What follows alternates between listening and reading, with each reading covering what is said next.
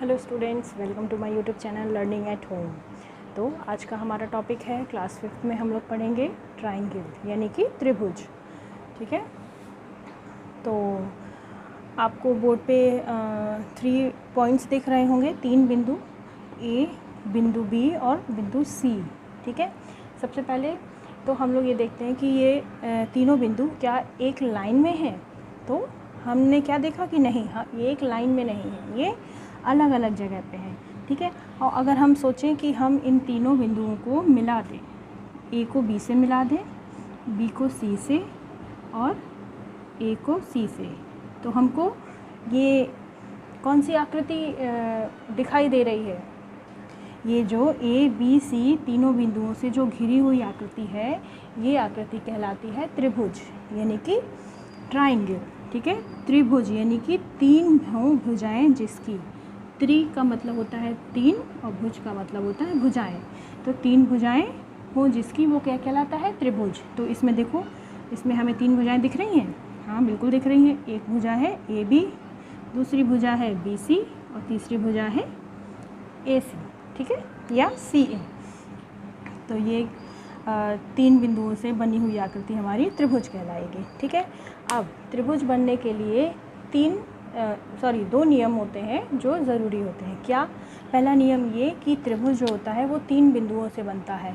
ठीक है, और ये जो 3 बिंदु हैं वो एक लाइन में नहीं होने चाहिए कि यहाँ पे ए है, यहाँ पे सी है, यहाँ पे बी है। ठीक है, तो ये तो त्रिभुज नहीं बन पाया है ना, तो ये एक लाइन में नहीं होने चाहिए। और दूसरा पॉइंट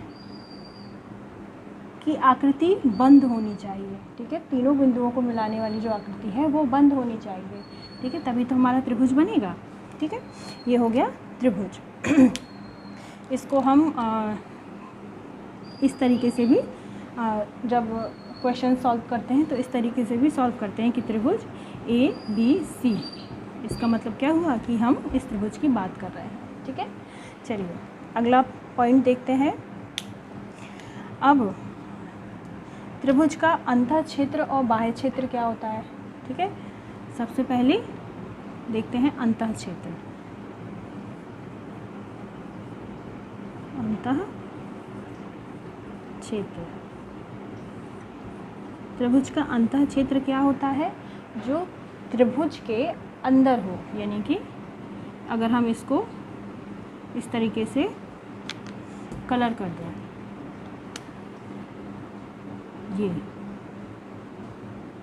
ये पूरा जो एरिया है ये त्रिभुज का अंतः क्षेत्र कहलाएगा। ठीक है, अंतः क्षेत्र कहलाएगा। और फिर दूसरा बिंदु आता है बाह्य क्षेत्र।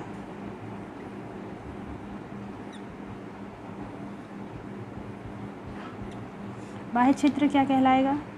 बाह्य क्षेत्र हमारा कहलाएगा इस त्रिभुज के बाहर का क्षेत्र। ठीक है, बाह्य क्षेत्र कहलाएगा। ओके, ये हो गए 2 पॉइंट। अंतः क्षेत्र यानी कि त्रिभुज के अंदर का क्षेत्र, बाह्य क्षेत्र मतलब त्रिभुज के बाहर का क्षेत्र। ठीक है, ये 2 पॉइंट हो गए। अब इसी में एक चीज़ आती है अंतः क्षेत्र के बिंदु और बाह्य क्षेत्र के बिंदु। तो सिंपल सी बात है, जो भी ये हमारा जैसे ये त्रिभुज है, इसको मैंने नाम दे दिया ए बी और सी। अब माना यहाँ पे डी है, यहाँ पे ई है, यहाँ पे एफ है, यहाँ पे जी है। ठीक है, तो अब हमसे पूछा जा रहा है कि अंतः क्षेत्र के बिंदु बताओ। तो अंतः क्षेत्र में यही देखेंगे कि त्रिभुज के अंदर जो बिंदु दिख रहे हों, यानी कि बिंदु डी और बिंदु ई हमारा क्या हो जाएगा? अंतः क्षेत्र में आ जाएगा। और बाह्य क्षेत्र में क्या आएगा? एफ और जी, क्योंकि ये त्रिभुज के बाहर है, तो बिंदु एफ और बिंदु जी ये आ जाएगा, त्रिभुज के बाह्य क्षेत्र के बिंदु हो जाएंगे। ठीक है, चलिए ये 2 चीज़ें हो गई। अब आगे बढ़ते हैं।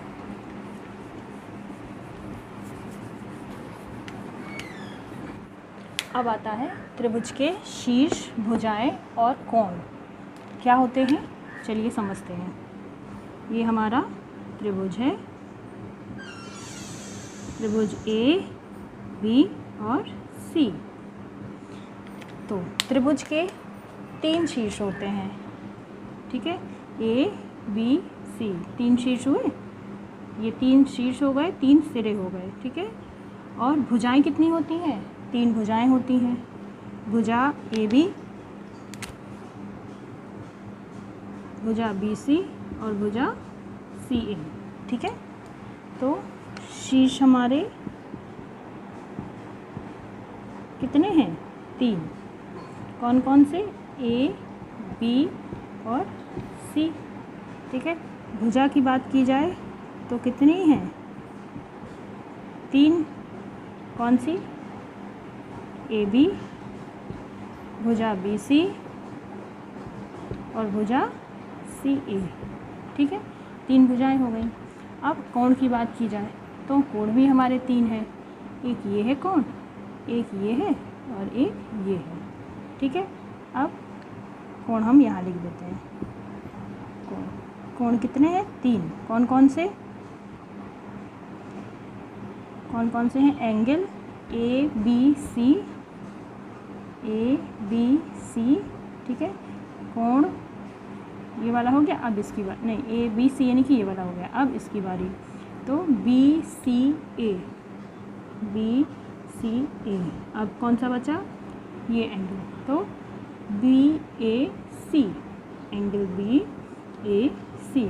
जिस भी एंगल की बात करेंगे वो एंगल बीच में होगा, यानी ABC में एंगल हम B की बात कर रहे हैं, BCA में हम एंगल C की बात कर रहे हैं क्योंकि C बीच में है, BAC में हम एंगल A की बात कर रहे हैं तो A बीच में है, ठीक है। या फिर इसको CAB भी कर सकते हैं, है ना, ACB भी कर सकते हैं। मेन चीज़ ये है कि ये जो CA है ये बीच में होना चाहिए। जिस कोण की बात कर रहे हैं हम वो बिंदु बीच में होना चाहिए, वो कोण बीच में होना चाहिए, ठीक है। चलिए, ये हो गया कोण। आया समझ में? तो हमने क्या देखा कि त्रिभुज में 3 शीर्ष हैं, 3 भुजाएं हैं और 3 कोण हैं, ठीक है। चलिए अब आगे बढ़ते हैं। आगे का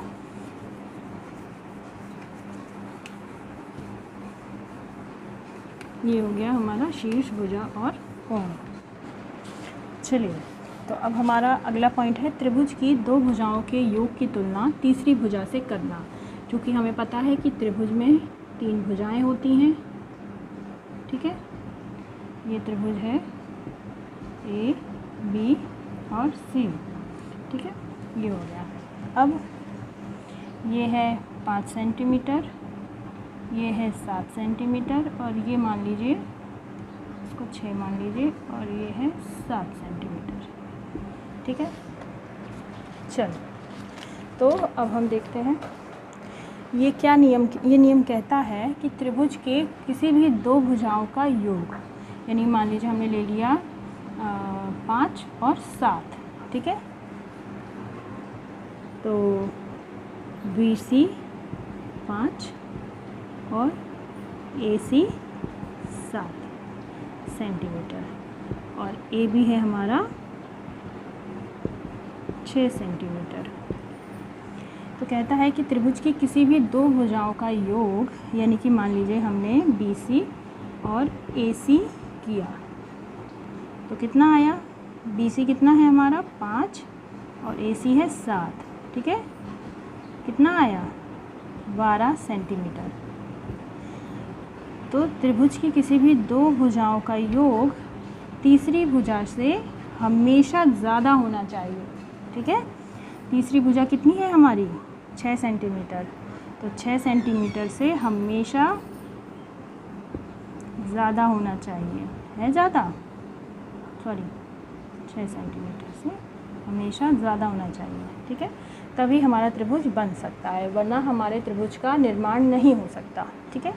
कोई भी 2 भुजाएं ले लीजिए, ये दोनों ले लीजिए या ये दोनों ले लीजिए या ये दोनों ले लीजिए, नियम ये कहता है कि त्रिभुज की किसी भी 2 भुजाओं का योग तीसरी भुजा से क्या होना चाहिए? बड़ा होना चाहिए, ठीक है। तो अगर ऐसी कंडीशन है तो हमारा त्रिभुज बन सकता है, ठीक है। और अगला नियम क्या कहता है? अगर हम इसी को घटाने की बात करें, अगर अभी तो हमने जोड़ दिया, अब अगर हम घटाएंगे तो हमारा ये नियम भी उल्टा हो जाएगा। क्या? अगर हम इसको घटा देंगे, AC माइनस BC करते हैं, ठीक है, AC माइनस BC, तो -5। अब क्या आ रहा है, 2 सेंटीमीटर आ रहा है। ठीक है, तो नियम ये कहता है कि अगर हम दो भुजाओं को आपस में घटा रहे हैं तो उसका जो भी अंतर आएगा वो तीसरी भुजा से कम होना चाहिए। ठीक है, तीसरी भुजा से कम होना चाहिए, यानी कि तीसरी भुजा बड़ी होनी चाहिए। इसमें हो रहा है, तो इसका मतलब कि हाँ ये एक त्रिभुज है, ये त्रिभुज एग्जिस्ट करता है। ओके, ये हो गया, दो नियम ये हो गए।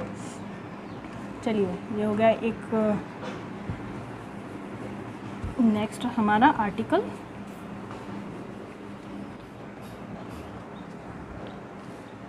तीसरा हमारा एक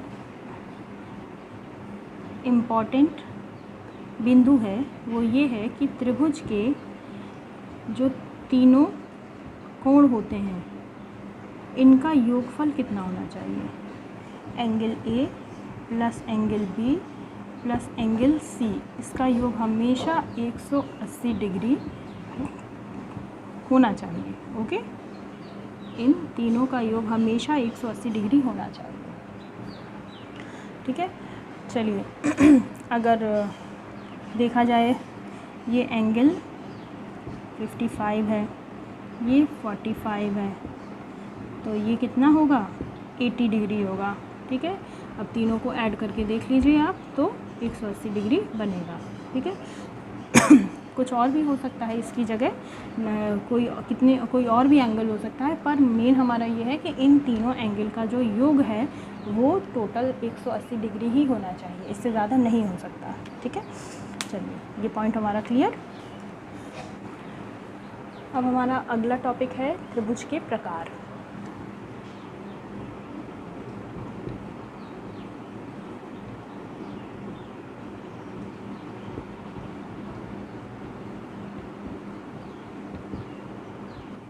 अब हमारा अगला है त्रिभुज के प्रकार। ठीक है, तो त्रिभुज के प्रकार हम देखते हैं कि त्रिभुज के दो प्रकार होते हैं। त्रिभुज को दो तरह से बांटा गया है, एक भुजाओं के आधार पर और दूसरा कोण के आधार पर। ठीक है, भुजाओं के आधार पर कौन कौन से 3 त्रिभुज आते हैं। पहला आता है समबाहु त्रिभुज। ठीक है,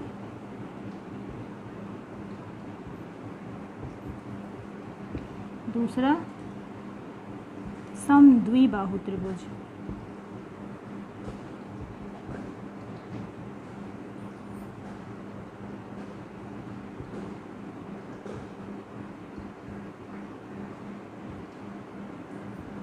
तीसरा विषमबाहु त्रिभुज।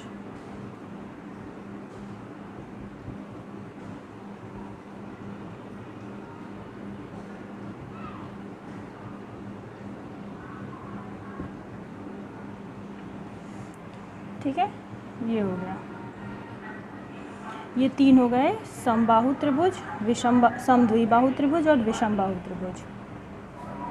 अब आता है कोणों के आधार पर। कोणों के आधार पर भी त्रिभुज को 3 भागों में बांटा गया है। पहला है हमारा न्यून कोण, दूसरा है समकोण, तीसरा है अधिक कोण।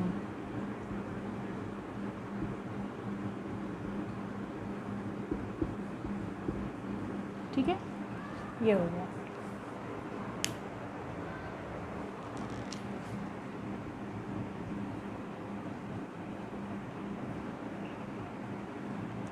समबाहु, समद्विबाहु, विषमबाहु, कोण के आधार पर है न्यून कोण, समकोण और अधिक कोण। ठीक है, ये हो गए हमारे त्रिभुज के प्रकार। अब ये होते क्या है, थोड़ा सा इसके बारे में जानते हैं। समबाहु त्रिभुज ये होता है जिसकी तीनों भुजाएं बराबर हों। समबाहु यानी सम का मतलब बराबर, बाहु का मतलब भुजा, यानी जिसकी तीनों भुजाएं बराबर हों, यानी ABC में जो लंबाई AB की हो वही BC की हो और वही AC की हो, यानी कि तीनों भुजाएं बराबर हो, तो वो त्रिभुज क्या होगा, समबाहु त्रिभुज। समद्विबाहु त्रिभुज क्या होता है, समद्विबाहु त्रिभुज यहाँ समझते हैं। समद्विबाहु त्रिभुज यानी किसी भी त्रिभुज की केवल 2 भुजाएं बराबर हो, कोई सी भी 2 भुजा बराबर हो। ठीक है, अभी मैंने ये दोनों भुजाएं बराबर कर ली, हो सकता है ये दोनों बराबर हो सकता है ये दोनों बराबर हो, है ना, कोई भी दो भुजाएं बराबर हो, तो वो क्या होगा, समद्विबाहु त्रिभुज। विषमबाहु त्रिभुज ऐसा त्रिभुज होता है जिसकी कोई भी भुजा बराबर ना हो, सारी भुजाएं असमान हो, ठीक है, वो हो जाएगा विषमबाहु त्रिभुज। ए बी अलग है, बी सी अलग है और ए सी अलग है, ठीक है, ये हो गया विषमबाहु। अब हम देखते हैं कोणों के आधार पर। कोणों के आधार पर न्यून कोण, न्यून कोण का मतलब अब आता है न्यून कोण। न्यून कोण का मतलब जो कोई भी त्रिभुज जिसके तीनों कोण क्या हो, न्यून कोण हो। न्यून कोण यानी कि 90 डिग्री से कम हो, 90 डिग्री से कम हो, है ना, 75 हो सकता है, 85 हो सकता है, लेकिन 90 से कम होगा, वो क्या हो जाएगा, न्यून कोण हो जाएगा। समकोण क्या होता है, समकोण होता है जो 90 डिग्री होता है, जिसका जो भी कोण होता है उसके साथ जिसकी भुजा 90 डिग्री होती है वो समकोण होता है। अधिक कोण क्या होता है कि जिसकी भुजा 90 डिग्री से अधिक हो, ठीक है, वो 90 डिग्री से क्या हो, अधिक हो जाएगा हमारा अधिक कोण, ठीक है, क्योंकि नाम से समझ में आ रहा है अधिक का मतलब होता है अधिक कोण। किससे अधिक कोण, 90 डिग्री से। अगर 90 डिग्री है तो वो समकोण हो गया, 90 डिग्री से कम है तो वो न्यून कोण हो गया, और 90 डिग्री से अधिक है तो वो अधिक कोण हो गया, ठीक है। ये हो गया हमारा त्रिभुज के प्रकार। ओके, आई होप आपको समझ में आया होगा। मैं इसको हटा देती हूँ अब।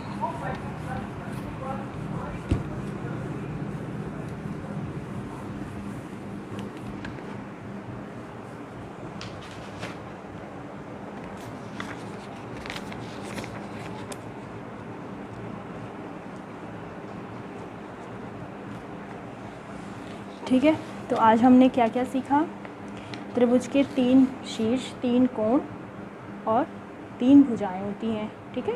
त्रिभुज के अंतः क्षेत्र के बारे में जाना, त्रिभुज के बाह्य क्षेत्र के बारे में जाना, अंतः क्षेत्र के बिंदु क्या होते हैं वो जाना, बाह्य क्षेत्र के बिंदुओं के बारे में जाना, ठीक है। और हमने त्रिभुज के प्रकार जाने कि त्रिभुज के कितने प्रकार होते हैं, है ना, कोणों के आधार पर और भुजाओं के आधार पर। और एक चीज़ और हमने सीखी कि त्रिभुज का निर्माण कैसे होता है ना, भुजाओं के आधार पर उसकी तुलना करना सीखा था, ठीक है। चलिए, आज के लिए इतना ही। आई होप आपको समझ में आया होगा। अगर आपको मेरा वीडियो पसंद आए तो प्लीज़ इसको लाइक करें, शेयर करें, सब्सक्राइब करें, और नीचे डिस्क्रिप्शन में और भी वीडियोस के लिंक हैं। अगर आपको लगे कि ये हेल्पफुल है तो प्लीज़ उसको जाकर देखें। मिलते हैं अगले वीडियो में।